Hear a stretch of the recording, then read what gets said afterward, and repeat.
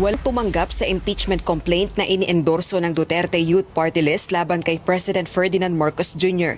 Bunsod ang impeachment complaint ng pagpayag umano ni PBBM na mailipat ang isang Filipino citizen, partikular na si dating Pangulong Rodrigo Duterte sa kamay ng mga banyaga.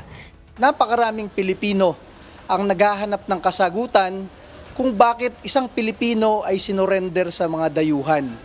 Ang fina-file natin ditong articles of impeachment is a culpable violation of the Constitution. Dinala ang reklamo sa tanggapan ni House Secretary General Reginald Velasco araw ng Huwebes, May 8, 2025. Pero wala sa kanyang opisina si House Secretary General Velasco dahilan para hindi tanggapin ang impeachment complaint. Ayon kay House Speaker Martin Romualdez, nasa seminar si Secretary General Velasco. We're not in session right now, so not much can be done, di ba? At sa alam ko po, miski yung SecGen's office, naka-seminar sila ngayon. So, we'll have to wait for the proper time to consider that. Tila ipinagwalang bahala rin ng House Leader ang tangkang paghahain ng impeachment complaint. I really don't know. I don't know what inspired them, but hayaan mo na lang sila.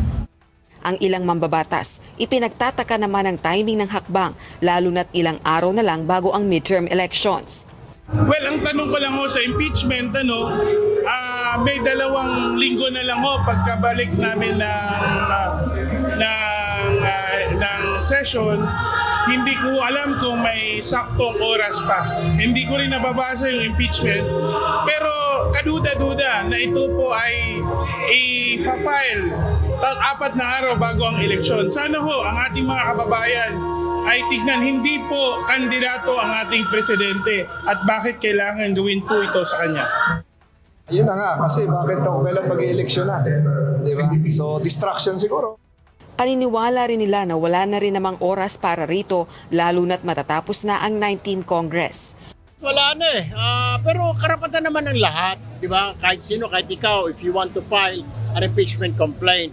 Ang medyo nagtataka lang ako, sabi ko parang ala ng oras.